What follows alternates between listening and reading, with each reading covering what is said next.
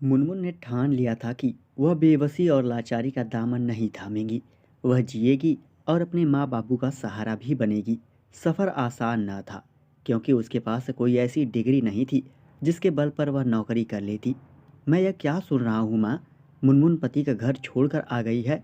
फौरन उसे वापस भेजो, वरना हमारी बहुत बदनामी होगी। पवन की गुस्से से भरी तेज आवाज़ रामेश्वरी के कानों से टकराई।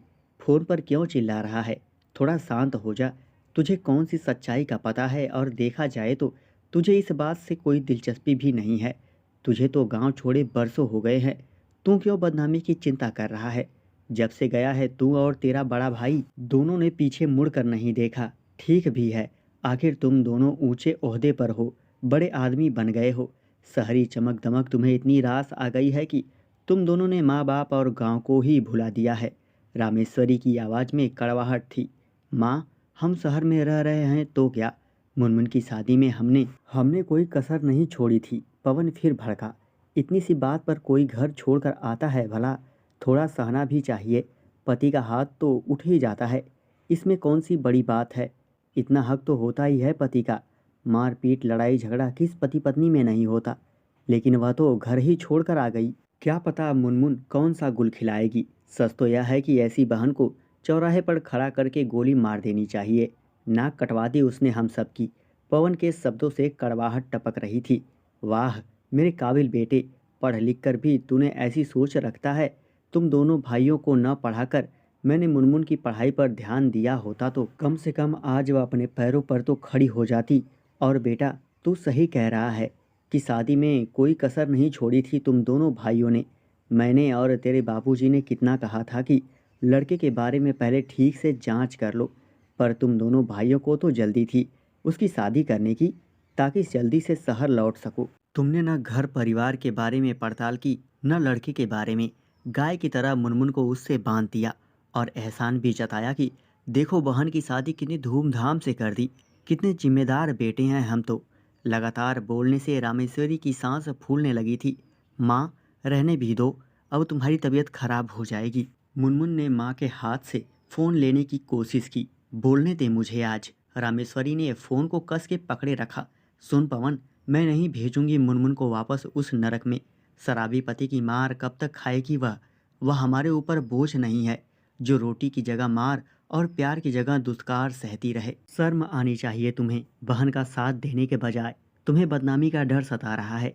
अपने ही जब कीचड़ उछालने से नहीं चूकते तो समाज को उंगलियां उठाने से कैसे रोक सकते हैं? रोते हुए रामेश्वरी ने खुद ही फ़ोन काट दिया था। माँ, तुम किस किस का मुंह बंद करोगी? यह लखीमपुर खीरी जिले का एक छोटा सा गांव है। घर घर में मेरे मायके आ जाने की बात फैल गई है। बाबूजी तो 2 दिनों से खेत पर भी नहीं गए हैं। अच्छा यही होगा कि मैं ससुराल चली जाऊं। जो मेरी किस्मत में लिखा है उसे सह लूंगी। मुनमुन की माँ से पीड़ा देखी नहीं जा रही थी। तू क्या समझती है?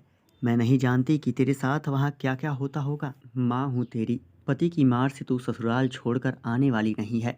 सच बता, बात क्या है? रामेश्वरी की अनुभवी आंखों मानो भाप गई थी कि बात कुछ और ही है। माँ, मुनमुन सुबकते हुए बोली, शादी को 1.5 साल हो गए हैं। मैं उन्हें बच्चा नहीं दे सकी। मुझे बाज कहकर डॉक्टर के पास ले गए, पर जांच में सब ठीक आया। मैंने पति से बोला कि तुम अपनी जांच करा लो, तो वह भड़क गया। एक दिन सास और पति दूसरे गांव में गए हुए थे किसी के ब्याह में। रात को ससुर ने मेरे साथ ज़बरदस्ती करनी चाही। वह बोला, मेरा बेटा तुझे बच्चा नहीं दे सकता तो क्या? मैं तो हूँ। पति को बताया तो सास और पति दोनों ने ही मुझे कोसने लगे कि मैं बदचलल हूँ और ससुर पर झूठा इल्ज़ाम लगा रही हूँ। ससुर हाथ जोड़े ऐसे बैठा था जैसे उसका कोई कसूर ही ना हो। उसके बाद तो ससुर की हिम्मत बढ़ गई और वह जब तब मेरा हाथ पकड़ने लगा। सास ने कई बार देखा भी, पर चुप रही। बता माँ, मैं कैसे रहती वहाँ, जहाँ हर समय यही डर लगा रहता था कि न जाने कब ससुर मेरे ऊपर झपट्टा मार लेगा। रामेश्वरी कुछ कहती कि तभी विशेषर वहाँ आ गए। समझ नहीं आता कि क्या करे मेरी बच्ची। तुझे घर में रखते हैं तो गांव वाले ताने देते रहेंगे, और ससुराल भेजते हैं तो तुझे घुट घुट कर जीना होगा। वैसे भी हमारे गांव की आबो हवा लड़कियों के लिए ठीक नहीं है। विशेषर की आवाज़ में छिपा बाप का दर्द मुनमुन को दर्द दे गया। बाबूजी, आप बिल्कुल भी परेशान ना हो, मैं लौट जाऊंगी। सच तो यह है कि औरत चाहे जिस कोने में चली जाए, उसके लिए सारे समाज की हवा ही ठीक नहीं है। कहाँ महफूज है वह। क्या कहूँ मेरी बच्ची, देखो आज हमारे बेटे भी हमें दोषी दे रहे हैं। हमारा कसूर यह है कि दिन रात शराब पीकर पत्नी को पीटने वाले पति के घर बेटी को झोटा पकड़कर क्यों नहीं ठेल देते। विशेषर सिर पकड़कर वहीं बैठ गए। तेरे दोनों भाइयों को पढ़ाने की खातिर तेरी पढ़ाई बीच में ही छुड़ानी पड़ी, और देखो वही तेरे लायक भाई तेरे दुश्मन बन बैठे हैं। रामेश्वरी के आंसू रुकने का नाम ही नहीं ले रहे थे। माँ तुम जरा भी चिंता मत करो, मैं तुम पर बोझ नहीं बनूंगी, मैं कुछ न कुछ काम जरूर ढूंढ लूंगी, मुनमुन ने कहा। मुनमुन ने ठान लिया था कि वह बेबसी और लाचारी का दामन नहीं थामेगी। वह जिएगी और अपने माँ बाबू का सहारा भी बनेगी। सफ़र आसान ना था, क्योंकि उसके पास कोई ऐसी डिग्री नहीं थी जिसके बल पर नौकरी कर लेती, और न ही उसके पास पैसा था जो कोई कारोबार शुरू कर पाती। मुनमुन गांव में काम ढूंढने निकलती तो मर्दों की गंदी नज़रें और फिक्रें उसका पीछा करती। अरे पति को छोड़कर आई तो किसी के साथ तो बिस्तर पर सोएगी, तो हम ही क्या बुरे हैं। कोई कहता इसमें ही दोष होगा, तभी तो पति मारता था। हमारी औरतें भी तो मार खाती हैं, तो क्या वे भी घर छोड़कर चली गईं। आदमी अपनी जोरू को न मारे, ऐसा कभी हुआ है। मुनमुन खून का घूंट पी कर रह जाती। बिना किसी कसूर के उसे सजा मिल रही थी। लड़की होकर कोई काम मिलना, और वह भी एक पति का घर छोड़कर आई लड़की के लिए, कोई आसान बात न थी। तभी मुनमुन को एक सामाजिक संस्था श्रमिक भारती के बारे में पता चला, जो केंद्र सरकार की टेरी योजनाओं के तहत गांव में सोलर लाइट का कार्यक्रम चलाती थी। वह उससे जुड़ गई। तब भी समाज उस पर हंसा कि देखो एक लड़की होकर कैसा काम कर रही है, पर मुनमुन ने किसी की परवाह नहीं की। माँ ने जब मुनमुन के इस फैसले पर सवालिया नज़रों से उसे देखा तो वह बोली, माँ किसने कहा कि यह काम केवल मर्द ही कर सकते हैं, जब औरतें भी किसी काम में मर्दों से कम नहीं हैं। फिर माँ कभी न कभी तो किसी को इस सोच को तोड़ना होगा। औरत क्या सिर्फ पीटने के लिए होती है। ससुराल वालों ने जब यह सुना तो वे बहुत बिगड़े और फौरन उसे वापस ले जाने के लिए पति आ पहुंचा। वह बोला, बहुत पर निकल गए हैं तेरे, मायके आकर चल वापस, वरना मुझसे बुरा कोई नहीं होगा। वह उस पर हाथ उठाने ही वाला था कि रामेश्वरी ने उसका हाथ पकड़ लिया। खबरदार, जो मेरी बेटी को मारने की कोशिश की तो सीधे थाने पहुंचा दूंगी। माँ बेटी का यह भयानक रूप देख पति वहां से भाग गया। धीरे धीरे मुनमुन ने सोलर लाइट से जुड़ा हर काम सीख लिया और उसे यह काम करने की धुन सवार हो गई।